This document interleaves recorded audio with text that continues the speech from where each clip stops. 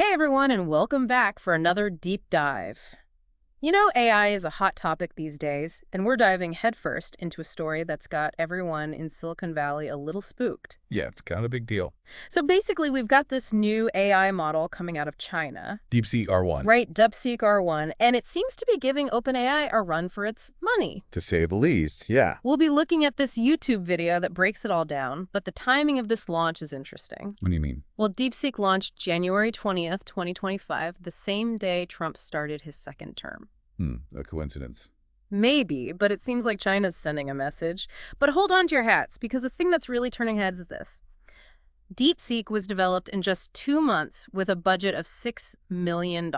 You're kidding? No, $6 million. That's it. Compared to the billions OpenAI spent, that's unbelievable. Right. The guy who made the video, Cyrus Jansen, lays it out pretty bluntly. He's like, why the difference in price? What am I getting for $5.5 billion versus $1 billion? You're basically getting a model that's as good. So is it really as good? Can it actually compete with OpenAI? That's the big question, right? Well, independent tests show it's pretty much on par with OpenAI's models, especially when it comes to understanding and generating human-like text. Oh, so natural language processing. Exactly. And it's really good at generating code, too. I mean, we're talking performance levels that we thought would take years and billions to achieve. So how is that even possible? $6 million bucks. What's the secret? That is the million-dollar question, literally. Huh. There are a few theories floating around. One is that Chinese developers are just way more efficient. Like they can do more with less. Exactly. Another possibility is government subsidies. China's been pouring money into AI research. It's a huge priority for them. So it's not just about the talent, it's the whole system supporting them. Right. It's strategic, and then there's the open source factor. Ah, open source. Now remind me what that means again, for those of us who don't speak code. Sure. Think of it like a recipe that's publicly available.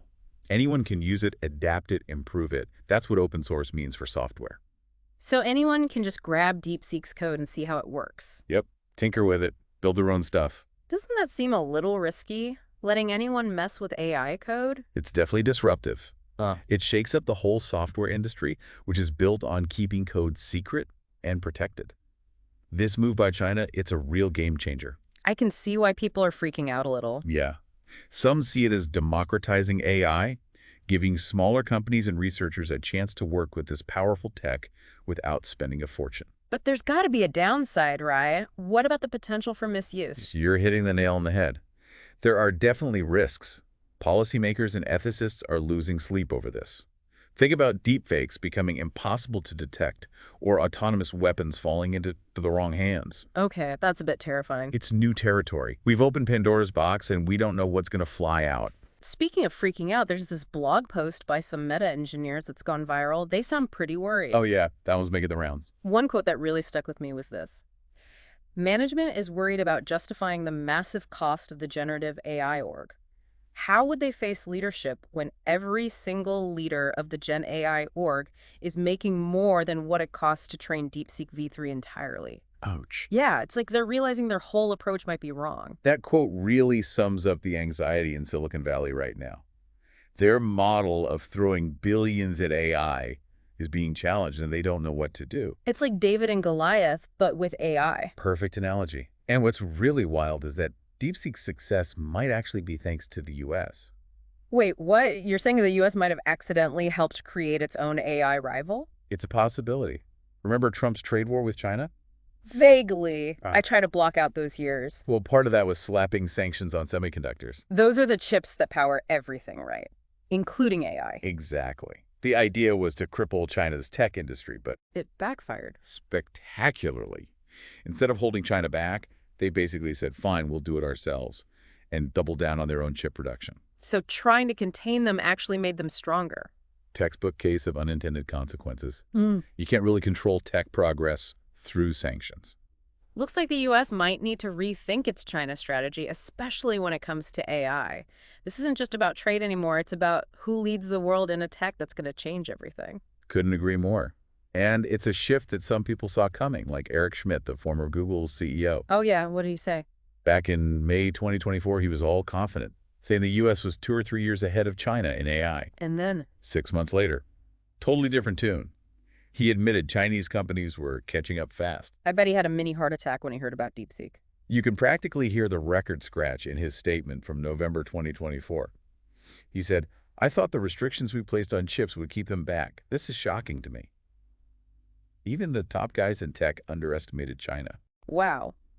Talk about a wake-up call. This DeepSeek thing is getting more and more interesting. It's a real shakeup, and I can't wait to see how the U.S. responds. This is just the tip of the iceberg. It's wild to think that those sanctions might have actually boosted China's AI development. It definitely highlights how unpredictable the consequences of trying to control technology can be.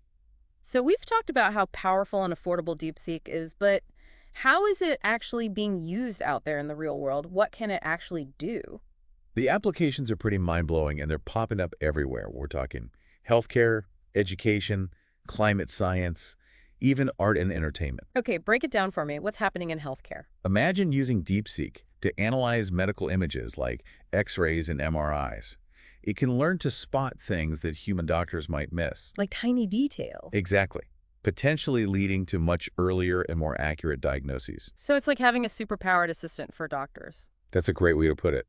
And it goes beyond just diagnosis. DeepSeek can also help create personalized treatment plans.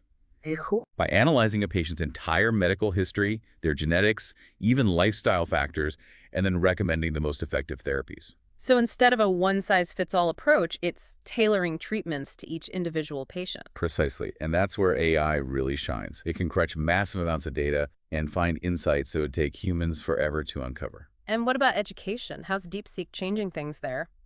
Think personalized tutoring powered by AI. Okay, I'm listening. DeepSeek can figure out a student's strengths and weaknesses, tailor the learning material just for them, and give instant feedback. So it's like having a personal tutor that's available 24/7 and knows exactly how you learn best. You got it. It can also make learning more interactive and engaging, which could make education more accessible and effective for everyone. Those are some pretty impressive applications in healthcare and education. What about bigger global issues like climate change? Can DeepSeek help us there? Absolutely. One really promising area is climate modeling. DeepSeek can analyze tons of climate data and create much more accurate predictions about future weather patterns. Which could help us understand the impact of climate change and come up with solutions. Right. It could also help optimize renewable energy, make energy use more efficient, and even develop new ways to capture carbon from the atmosphere. So AI isn't just about convenience. It could be a powerful tool for tackling some of the biggest problems we face. Exactly. It has the potential to change how we deal with global challenges if we use it right. That's a big if, though, right? We've talked about the good stuff, but what about the potential downsides? What are some of the risks? One of the biggest concerns is jobs. As AI gets more advanced, it's going to automate a lot of tasks that humans currently do. And that could lead to job losses. Yes, especially in fields like manufacturing, transportation, customer service. That's a tough one. We need to figure out how to prepare for these changes and make sure everyone benefits from AI, not just a few. Absolutely. Another risk is algorithmic bias.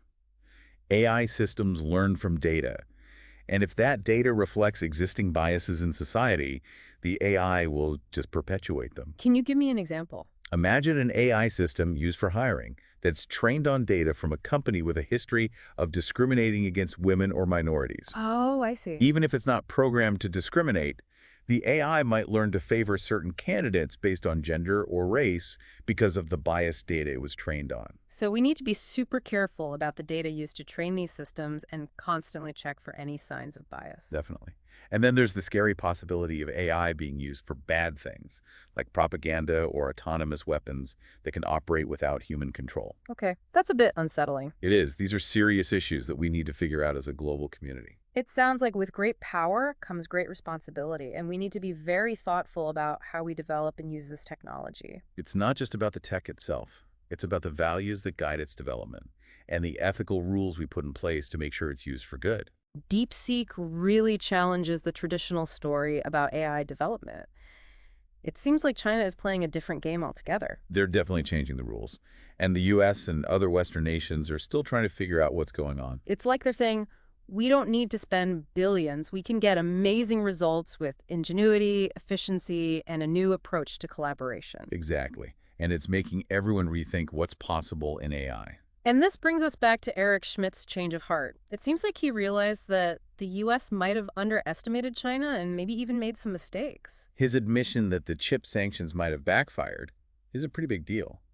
It shows that even the experts were wrong about some things. And it makes me wonder about the future of U.S.-China relations in the tech world. What are some possible scenarios here? One scenario is that the competition continues. The U.S. and China try to outdo each other in a tech arms race, constantly trying to be one step ahead. But that could lead to more tension and maybe even conflict. It's a real possibility. Another scenario is that they realize they're better off working together. They could team up to develop ethical guidelines for AI, share research, and work together on global problems like climate change. That sounds a lot more hopeful, but is it realistic given the current state of things? It might be tough, but it's not impossible. The key is to build trust and find common ground. And DeepSeek might actually be a catalyst for that kind of cooperation. Really? How so? Because DeepSeek is open source, American researchers and companies can access and use it.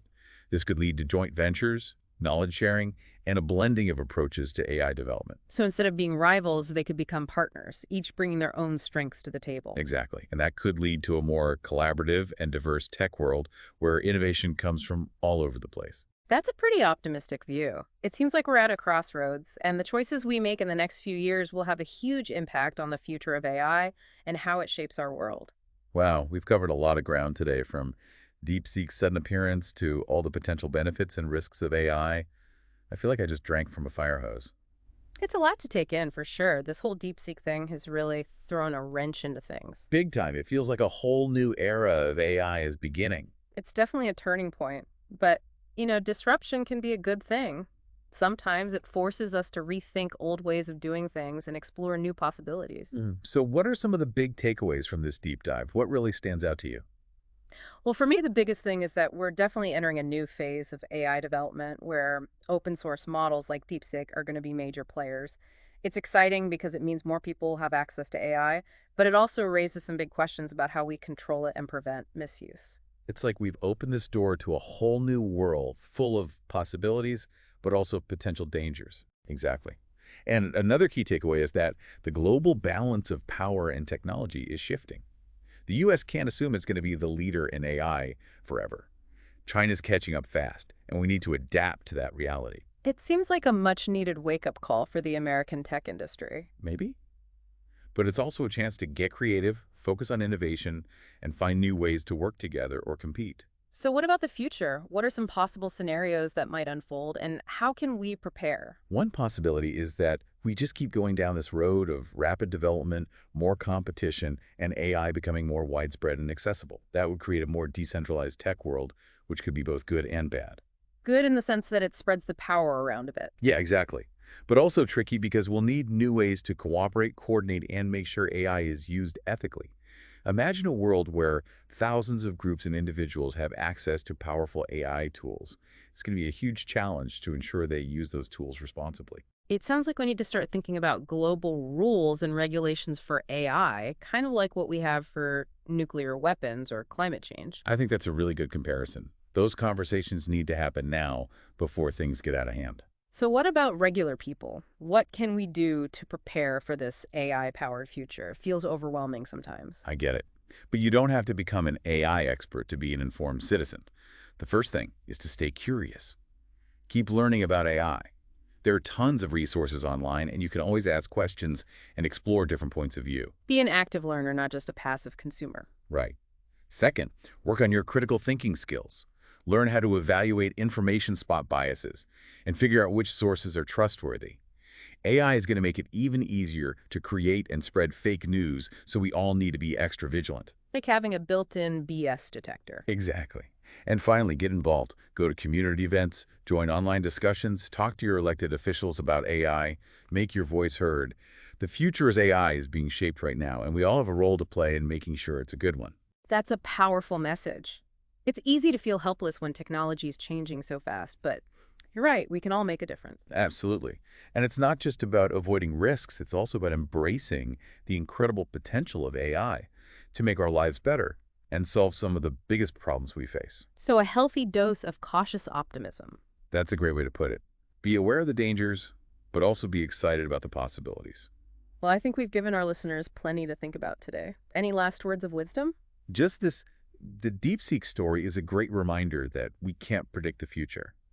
It's full of surprises. We need to be flexible, open to new ideas, and willing to challenge our assumptions. The world is changing fast, and the best way to navigate that change is to stay informed, engaged, and keep asking questions. That's a great point. Thanks for joining me for this deep dive. It's been a real eye-opener. It was my pleasure. Keep exploring and keep learning. Until next time.